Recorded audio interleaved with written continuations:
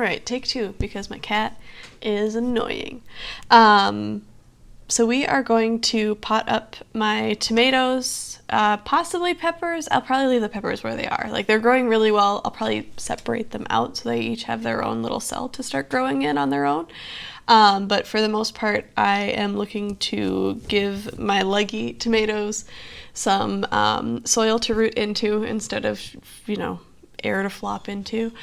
And then we're also going to start some more seeds today. I have a good handful of like flowers that we're going to be starting, and a few that I'll be putting into like some biodegradable pots, and also some in more of my new Epic Gardening pots as well. So I'm starting with tomatoes. I've got the 6 cells planted. Look how like enormous that these got. I learned a little too late that I probably should have raised these up initially in my sort of little grow tent, for whatever you want to call it.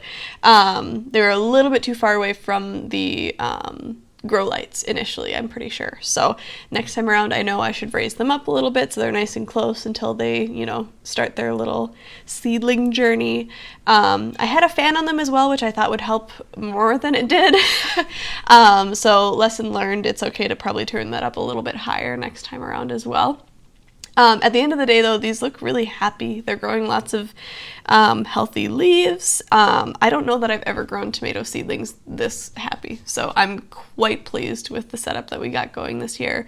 I think it's partially the grow tent, but honestly, primarily the new, like the Scratch-Made starter soil, I think was made a world of difference compared to prior years. In previous years, I think I've always just done like the little peat pellets or like coco coir pellets, and those just, didn't quite serve me well enough. I never felt like I got good like root development. Stuff always got pretty well shocked by the time it got outside. So yeah, I'm excited. 10 out of 10 recommend the super simple like Ace Hardware sourced starting mix. So what I've got going here, I'm going to split these into some 4 cells that are much deeper. I haven't filled these very far because with tomatoes you can plant their stems deeper, and like even some of these you can see they look like they want to grow roots. So their stem will grow roots like all along it here. So if you bury this, that'll just establish a longer taproot for this plant. So we've got some nice roots peeking out of the bottom of most of these, which is supposed to be our indicator that they're ready to rock and roll and move up to the next pot. Other than obviously, being kind of leggy, I think they'll benefit from being put into a larger pot as well.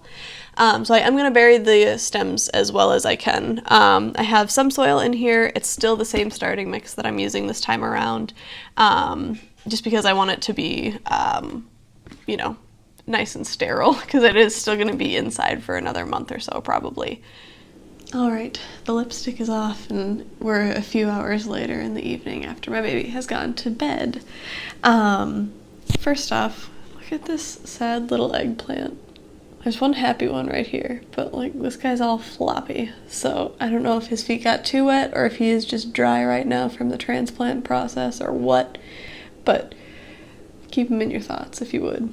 One thing I'll call out is I did decide against splitting up most of the tomatoes, and then I did not split my peppers or anything like that. I just kind of consolidated everything so that they were in, singular trays. And then I potted up my black hollyhocks as well. So I've got nasturtium, which is just like a series of mixed warm-toned nasturtiums. I'm probably going to plant like 3 of each of these is kind of what I shook out. I have a black velvet nasturtium. I'm excited about that one. I've never really gotten nasturtiums to do very well. I think I've gotten maybe one to grow and get like a single flower, but it was in the hottest, driest part of last summer, so it really didn't look so hot. So fingers crossed that we get a bit more output this year. I'm going to throw one of these smaller, like this is supposed to be like a patio size zucchini or like a, pot zucchini essentially. I also have another summer squash that I'll show you. Same difference basically, but this one is the Italian striped Cocoselle zucchini.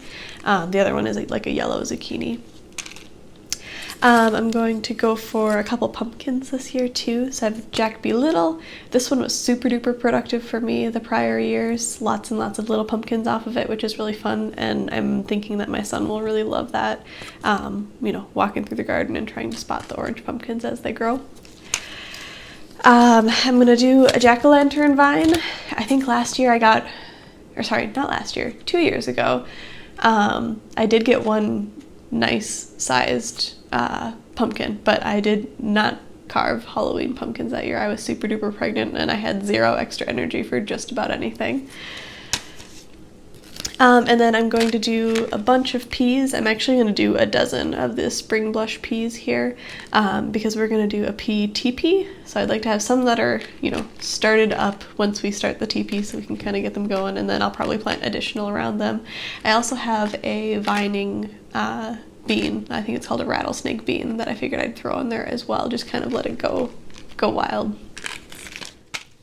I have basil, holy, tulsi. I don't know what order all those words are supposed to be said in, but it's basil, holy, tulsi. And I believe it said on the front, yeah, you can make a healthful tea with a spicy, fruity aroma. So, sounds pretty cool. It looks like it has little like pink flowers when it blossoms too. Red Russian kale.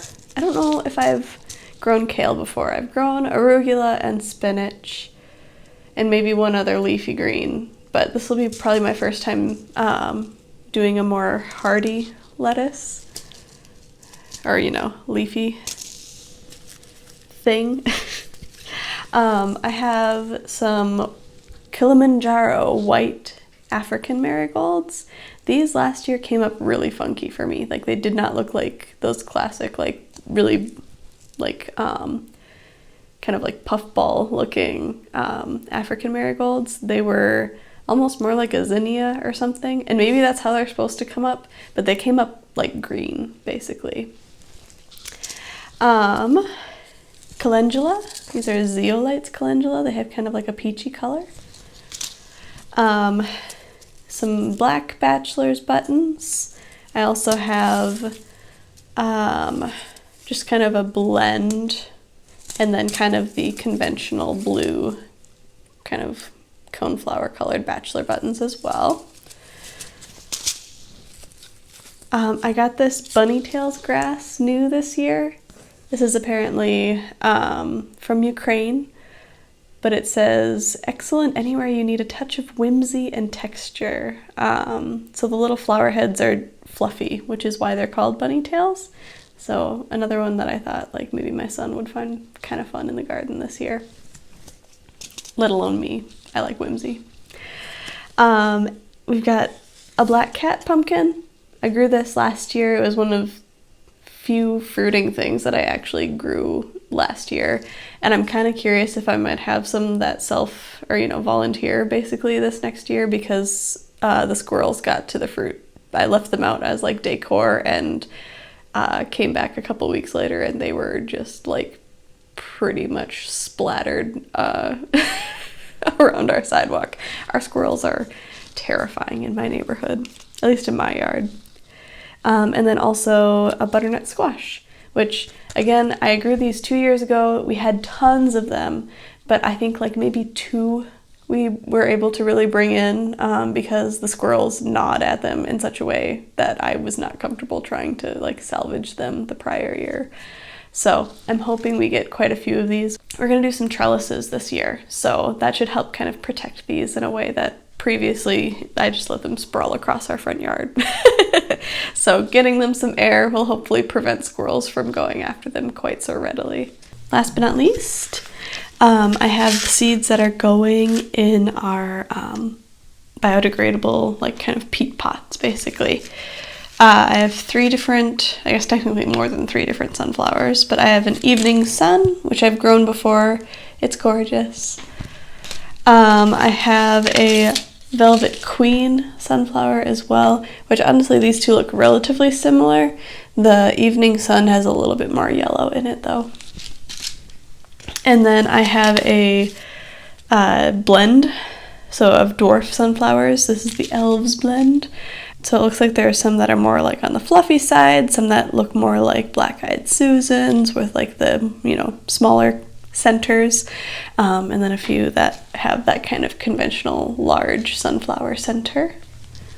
I'm doing both Morning Glories, which I thought this was a really beautiful blend of some like dark purples, medium purples, whites, this kind of blue marbly style one, some with like pink in there, the bright blue, which I feel like is kind of the conventional Morning Glory that you're used to seeing. And then along with that, I'm going to do Moonflowers. I feel like, you know, they complement each other nicely. And then I got some Tasty Green cucumbers, as well as Max's Gold Summer Squash, which I think in the set I originally thought this was going to be a like Durrani summer squash, something like that. But this is that yellow zucchini that I was talking about. So we'll have a couple different zucchinis in the mix here. I'm going to plant 3 pots for each of these. I think the Elves blend and probably like the marigold, or sorry, not marigolds, Morning Glories and Moonflowers, I will probably plant like maybe 2 per pot, just because I would love to see a lot of those in my garden this year. Alright, so final steps here will be to get these moved back down into the little grow tent downstairs. I'm going to give them a really good water. I might try to sprinkle some water over the top of these new seeds.